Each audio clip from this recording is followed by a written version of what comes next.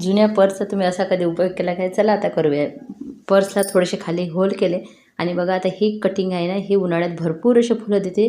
कितीही गरमी असो याची फुलं काही कमी होत नाही आणि छोटी छोटी कटिंगसुद्धा लागते. आणि बघा आता हे टायर प्लांटरमध्ये लावलेले आहे ना, तर याच्यातलीच कटिंग काढून घेते आणि याला 10 o'clock ऑफिस टाईम वेगवेगळ्या नावाने ओळखले जाणारे हे झाड मात्र कटिंग लावत राहिले तर 12ही महिने फुलं देते असे मी म्हणेल. कारण माझ्या बागेमध्ये खूप छान फुलं आले मागच्या वर्षी.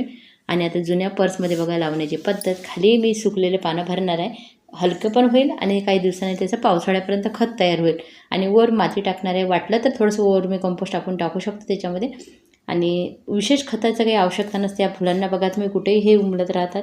पॉलिनेटर खूप येतात फुलं बागेमध्ये असले की, तेच मी दाखवण्याचा प्रयत्न केला. आणि आता बघा हे कटिंग सर्व घेते आणि खाली सुकलेले पानं. या पर्समध्ये आधी माती होती मागच्या वर्षी लावलेलं आहे, त्याच्यामुळे माती काढून घेतली आणि आता मला फक्त सुकलेले पानं भरायचे होते. वर मातीचा उपयोग करायचा होता. अशा पद्धतीने जुन्या पर्सचा आपण उपयोग करू शकतो. आता पर्सचा जरा वेगळा उपयोग करून बघूया. बागकाम हे काय सुचेल काही सांगता येत नाही. पाणी देऊन दिलं की जागेवर ठेवून देऊया.